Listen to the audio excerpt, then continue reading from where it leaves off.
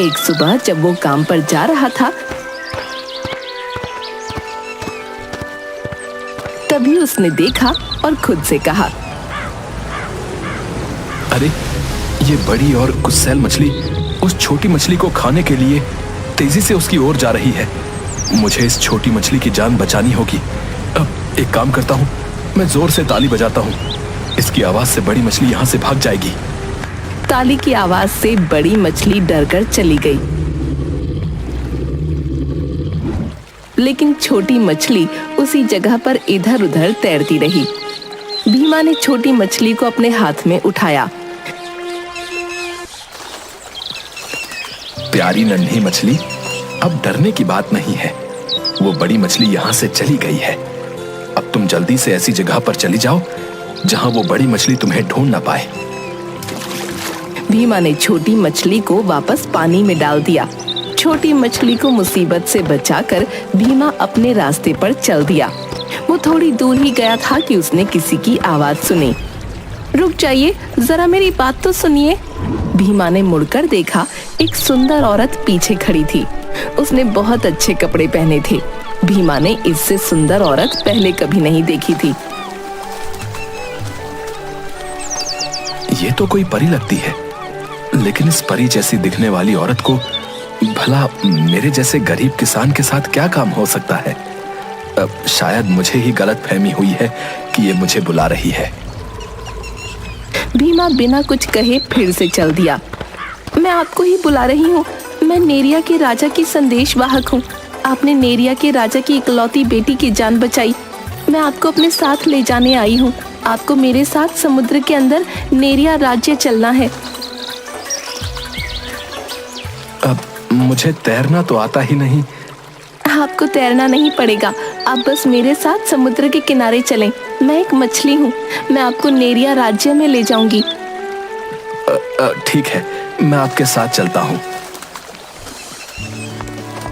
समुद्र के तट पर आकर उस औरत ने अपना रूप बदला और वो एक सुंदर बड़ी सी मछली बन गई और भीमा को अपनी पीठ पर बिठाकर विशाल समुद्र में ले गई।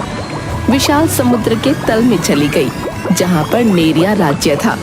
वहाँ पर नेरिया के राजा और बहुत से लोग भीमा के स्वागत के लिए पहले से खड़े थे। उन्होंने भीमा का स्वागत किया।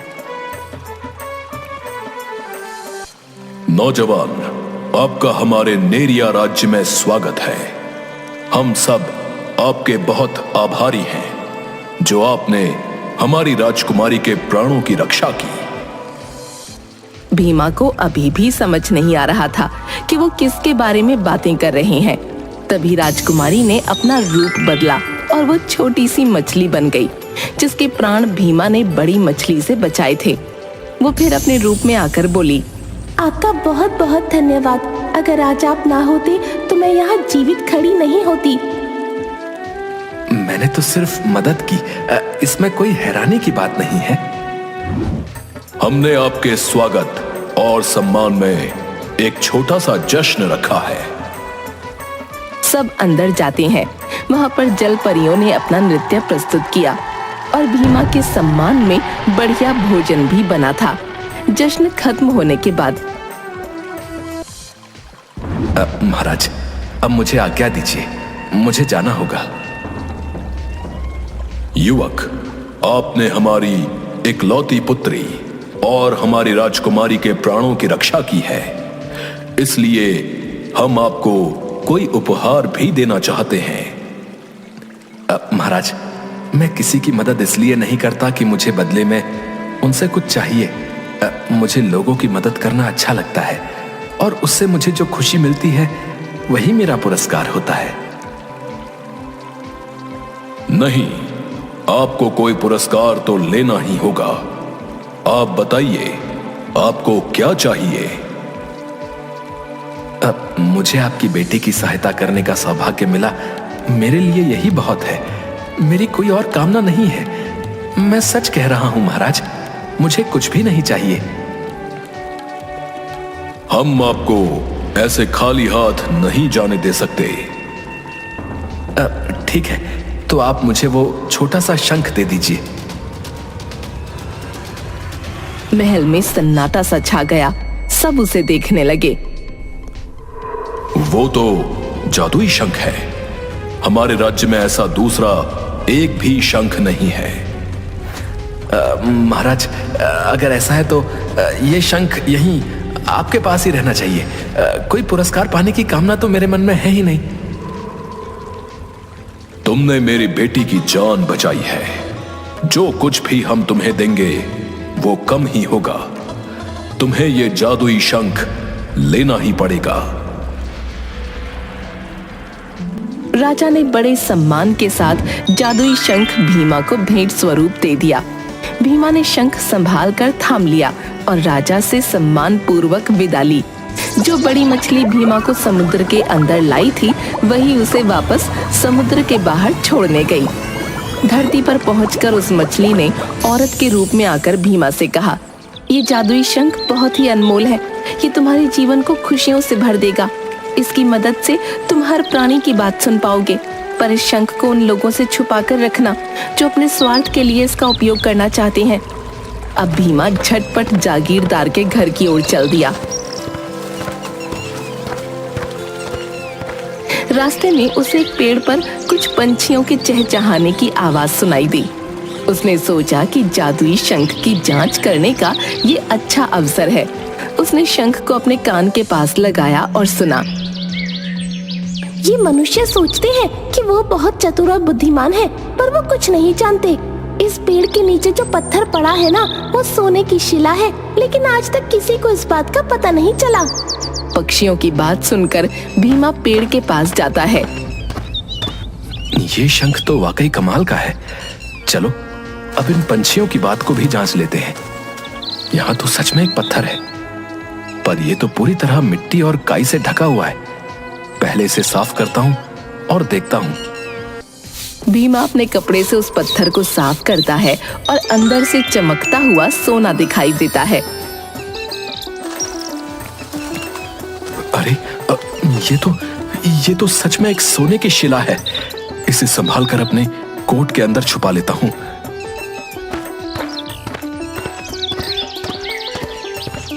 वो जागीरदार के घर पहुंचता है। घर के दरवाजे पर उसे एक संदेश दिखाई दिया। नोटिस पर लिखा था, जो कोई भी मेरी बेटी को ठीक कर देगा उसे मुंह मांगा इनाम मिलेगा। बाग में काम करते समय उसने कई बार उस लड़की को देखा था। वो सदा मुस्कुराती रहती थी। अक्सर बाग में लाल चिनार के पेड़ के नीचे पक्षियों को दाने खिलाया करती थी। मनी मन भीमा उसे इंद्रधनुष राजकुमारी बुलाया करता था। वही इंद्रधनुष राजकुमारी बीमार थी। जीवन में पहली बार भीमा उदास हो गया। मैं अपनी इंद्रधनुष राजकुमारी को बीमार हालत में नहीं देख सकता। मुझे उसे ठीक करना ही होगा, चाहे जो भी हो जाए। हाँ, मैं उसे जरूर ठीक करूंगा। वो हवेली के अंदर जागीरदार के सामने जाता है। क्या बात है भीमा, तुम यहाँ क्या कर रहे हो? मैं आपकी बेटी की सहायता करना चाहता हूँ। मैं उसकी बीमारी ठीक कर सकता हूँ।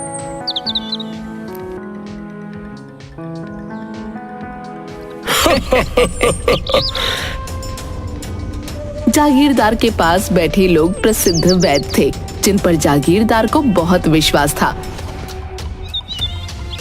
अगर हम उस लड़की का इलाज नहीं कर पाए तो ये फटीचर गवार क्या कर पाएगा? मैं अपनी बेटी से बहुत प्यार करता हूँ और चाहता हूँ कि मेरी बेटी जल्द स्वस्थ हो जाए और फिर से घूमे और पक्षियों को दाने खिलाए, क्योंकि उसका हंसता हुआ चेहरा मेरे जीने का कारण है। मेरी बेटी चाहे जिसकी भी वजह से स्वस्थ हो, मुझे बस वो पहले की तरह हंसती खेलती वापस चाहिए।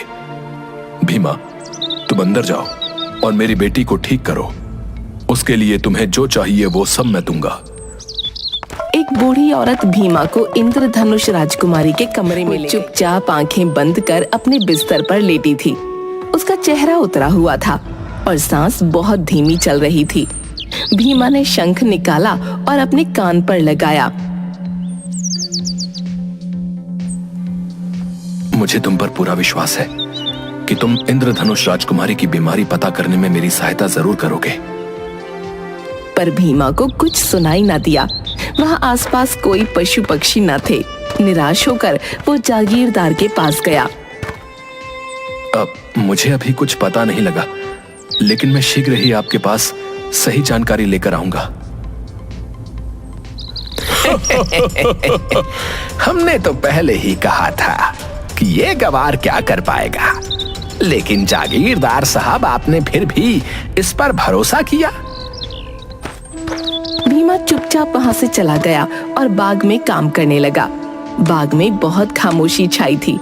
कोई भी वहां पशु पक्षी नहीं था जो भीमा की मदद कर सके। वो काफी देर तक बाग में काम करता रहा। रात होने पर बड़े पेड़ के नीचे रहने वाला सांप वापस आ जाएगा, या फिर तालाब में रहने वाला छोटा मेंढक लौट आएगा। तब शायद मुझे इंद्रधनुष राजकुमारी की बीमारी के बारे में कुछ पता चल जाए। रात हो गई, कोई लौट कर न आया। अंत में भीमा घर लौटने की तैयारी कर रहा था तो उसे उल्लू की आवाज आई। उसने तुरंत अपना शंख निकाला और कान पर लगाया। उल्लू की बातें सुनने लगा। इस संसार की सारी दवाइयां और सारे वैद्य भी जागीरदार की बेटी को ठीक ना कर पाएंगे। जब जागीरदार के घर की छत पर छप्पर डाला जा रहा था, तब उस समय एक सांप उस छप्पर में फंस गया था। अगर उस सांप को वहां से बाहर निकालकर खाने को कुछ दिया जाए तो वो लड़की ठीक हो जाएगी। भीमा ने अपना शंख अपने कोट के अंदर छुपाकर रख लिया और तुरंत जागीरदार के पास गया। मैं जानता हूं कि आपकी बेटी को क्या हुआ है।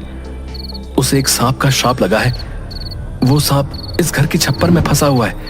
उस सांप को तुरंत बाहर निकालना होगा और उसे कुछ खाने को देना होगा।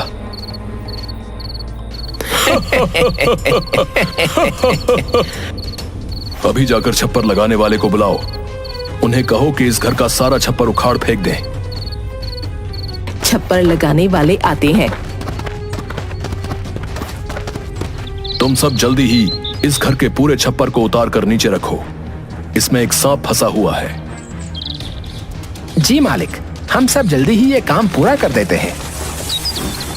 उन्हें छप्पर की घास में फंसा एक सांप दिखाई दिया। भीमा, तुम बिल्कुल सही कह रहे थे। यहाँ तो सच में एक सांप अधमरी हालत में पड़ा हुआ है। बेचारा बहुत तकलीफ में है। जल्दी इसके खाने के लिए कुछ लेकर आओ। जागीरदार स्वयं उस सांप को खिलाता है और धीरे धीरे सांप थोड़ा हिलने लगता है। फिर वो सांप रेंगते रेंगते आगे जाने लगता है। तभी इंद्रधनुष राजकुमारी अपने बिस्तर से उठकर खड़ी हो गई। जागीरदार की खुशी का ठिकाना न रहा। वो भीमा से बड़ी विनम्रता के साथ बोला, तुमने मेरी बेटी को स्वस्थ किया है। इस उपकार के लिए मैं तुम्हें कुछ देना चाहता हूँ। तुम्हें जो चाहिए वो तुम मुझसे मांग सकते हो। वैसे तो भीमा को दूसरों की सहायता करने में ही सुख मिल जाता था, लेकिन जीवन में पहली बार उसने अपने लिए कुछ मांगने का सोचा और ईमानदारी से कहा, जमींदार साहब, मैं आपकी पुत्री इंद्रधनुष राजकुमारी को बहुत पसंद करता हूँ और उनसे विवाह करना चाहता हूँ। अगर आप सच में मुझे कुछ देना चाहते हैं तो मेरा विवाह आपकी पुत्री के साथ कर दीजिए।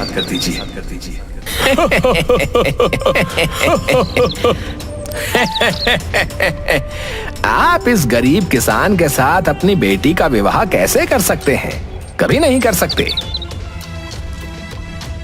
जागीरदार ईमानदार आदमी था और अपनी बात का धनी भी। उसने भीमा की इच्छा पूरी करने का वचन दिया था। वो बहुत समझदार था। उसने खूब सोच विचार कर भीमा से कहा, ठीक है, मैं अपनी बेटी का विवाह तुम्हारे साथ कर दूंगा, परंतु मेरी एक शर्त है। तुम्हारे पास इतना धन होना चाहिए कि तुम मेरी बेटी की जीवन भर अच्छी देखभाल कर पाओ।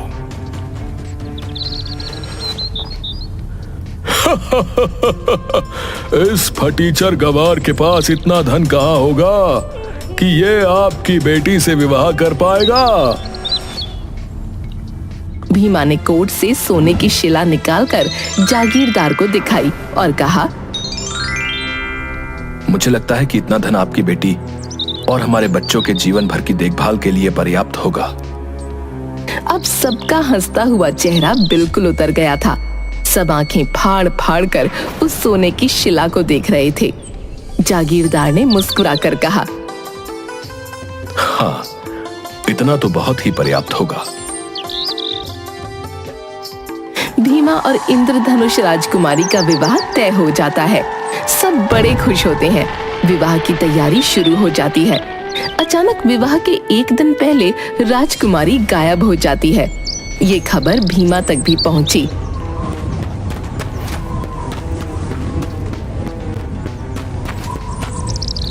क्या हुआ जागीरदार साहब, मेरी राजकुमारी कहाँ गई? हमने उसे सब जगह ढूंढा, लेकिन उसका पता कहीं नहीं चल रहा। सुबह अपने कमरे में थी, नाश्ता करने के बाद उसे किसी ने नहीं देखा। भीमा, मैं तुम्हारे हाथ जोड़ता हूं, कहीं से भी मेरी बेटी को ढूंढ कर ला दो। मैं अपनी राजकुमारी को ढूंढ लूंगा और बहुत जल्द राजकुमारी हमारे साथ होगी। मुझे तुम पर पूरा विश्वास है।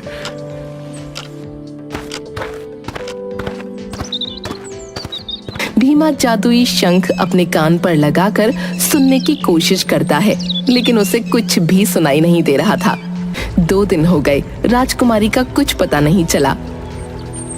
न जाने क्यों ये जादुई शंख कुछ नहीं बता रहा है। यहां कुछ भी पता नहीं चल रहा है। शायद मुझे कहीं और जाना होगा।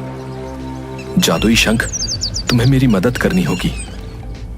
भीमा जादुई शंख को लेकर कई जगह जाता है और पता लगाने की कोशिश करता है कि राजकुमारी कहाँ है। निराश होकर भीमा उस तट पर जाता है जहाँ से वो नेरिया राज्य में गया था, और वहाँ उसे मछलियों के बात करने की आवाज आती है। क्या बात है, तुम इतनी उदास क्यों हो? कल मैं तट पर थी, तभी मैंने कुछ लोगों को एक लड़की को जबरदस्ती जहाज में बिठाकर तट के दूसरी तरफ ले जाते देखा। वो लड़की कौन थी? क्या तुम उसे जानती हो? नहीं, मैं तो उसे नहीं जानती, लेकिन वो बहुत रो रही थी और भीमा भीमा चिल्ला रही थी। काश मैं ये बात किसी ऐसे इंसान को बता सकती जो उस लड़की की मदद कर सकता। अरे, ये मछलियां मेरी इंद्रधनुष राजकुमारी के बारे में ही बात कर रही हैं। सुनो मछलियों, मेरी बात सुनो। परंतु वे मछलियां भीमा की बात नहीं समझ पाती। मुझे जल्दी समुद्र के उस तट पर जाना होगा, लेकिन मैं समुद्र के कौन से तट पर जाऊं? मुझे कैसे पता चलेगा कि वो बदमाश मेरी राजकुमारी को कहां ले गए हैं? मुझे कुछ समझ में नहीं आ रहा है, मैं क्या करूं? तभी उसे नेरिया के राजा की याद आती है।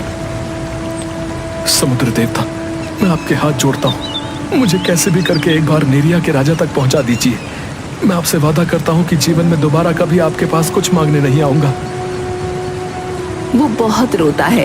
तभी नेरिया की राजकुमारी उसके सामने आती है। क्या बात है भीमा, तुम बहुत परेशान हो? आप आ गई राजकुमारी जी। क्या बात है भीमा? भीमा नेरिया की राजकुमारी को सारी बातें बताता है। राजकुमारी जी, मैंने जीवन में पहली बार अपने लिए कुछ सोचा, और इस जादुई शंख की मदद से मुझे मेरे सपनों की राजकुमारी मिली। मेरा उससे विवाह होने वाला था और अचानक वो गायब हो गई है। क्या मैंने अपने बारे में सोचा, इसलिए ऐसा हुआ? ऐसा नहीं है भीमा, तुम मेरे साथ पिताजी के पास चलो, वो तुम्हारी मदद जरूर करेंगे। भीमा नेरिया की राजकुमारी के साथ राजा के पास जाता है और नेरिया के राजा को सारी बात बताता है। राजा अपनी जादुई शक्तियों से उस मछली को अपने पास बुलाते हैं और उससे सारी बातें पूछते हैं। भीमा, आपकी राजकुमारी को वो बदमाश समुद्र तट के नील पहाड़ की ओर ले गए हैं। महाराज, आप जल्दी कीजिए और मेरी राजकुमारी को बचाने में मेरी मदद कीजिए।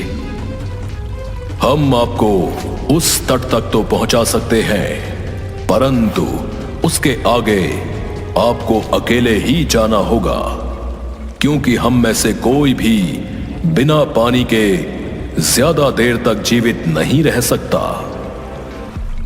ठीक है महाराज, आप बस मुझे उस तट तक पहुंचा दीजिए।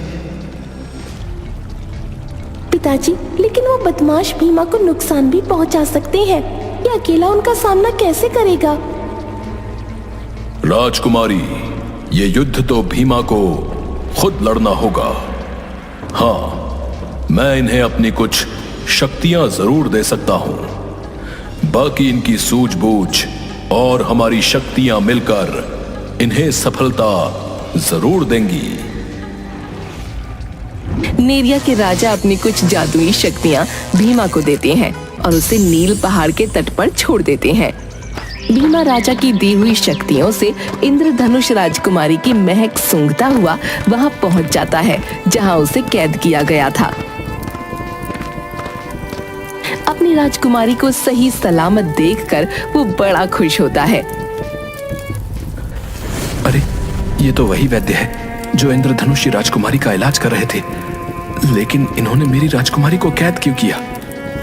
वो जादुई शंख को अपने कानों पर लगाता है और उसे 2 मेंढकों की आवाज सुनाई देती है।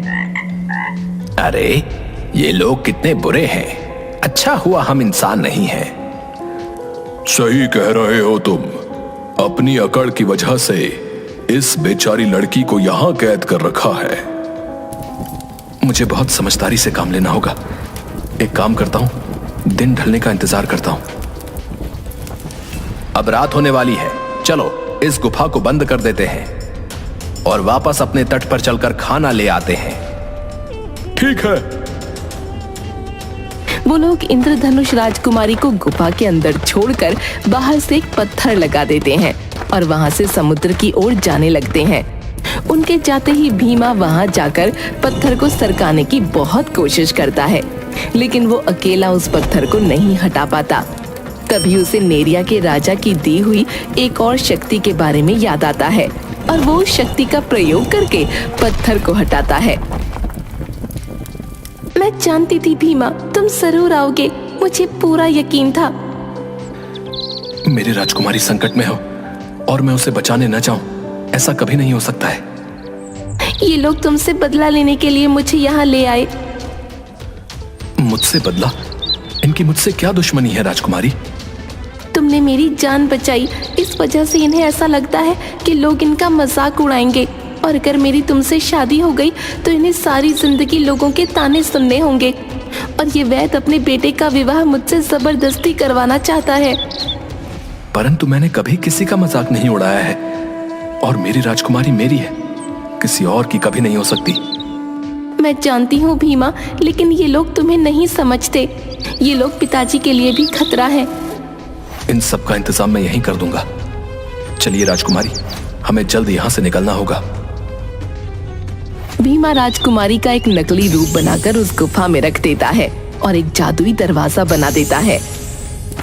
उनके वहां से जाने के बाद जैसे ही वैद्य और उसके लोग वहां आए, वो हमेशा के लिए उस गुफा में कैद होकर रह गए। वो दोनों वहां से भागते हैं और समुद्र की तरफ बढ़ते हैं, लेकिन रास्ता भटक जाते हैं। अब क्या होगा भीमा? अब हम समुद्र के पार कैसे पहुँचेंगे? आप बिल्कुल फिक्र मत कीजिए, मैं आपके साथ हूँ। भीमा नेरिया के राजा का दिया हुआ जादुई पंख निकालकर हवा में उछालता है और बोलता है, जादुई पंख, ले चल हमें समुद्र के पास। और वो जादुई पंख समुद्र की दिशा में उड़ने लगता है और उसके पीछे पीछे भीमा और राजकुमारी भी चल देते हैं। तभी उन्हें सामने समुद्र का तट दिखता है। भीमा देखो, हम समुद्र के तट पर आ गए। हाँ राजकुमारी, अब हम बहुत जल्द यहाँ से निकल जाएंगे। पर हम ये समुद्र पार कैसे करेंगे? यहाँ तो कोई जहाज नहीं है। आप फिक्र मत कीजिए, मैं हूं ना आपके साथ। हे समुद्र देवता, आप हमारी आवाज नेरिया के राजा तक पहुंचा दीजिए। हम दोनों यहाँ सुरक्षित हैं, बस हमें ये समुद्र पार करना है। तभी वहाँ नेरिया की राजकुमारी आती है। भीमा, तुम्हें और तुम्हारी इंद्रधनुषी राजकुमारी को सकुशल देखकर बहुत प्रसन्नता हुई। राजकुमारी, ये सब तो आपके और महाराज की वजह से हुआ है, नहीं तो मैं तो अपनी राजकुमारी को कभी नहीं ढूंढ सकता था। नहीं, ये सब तुम्हारी अच्छी नियत का फल है।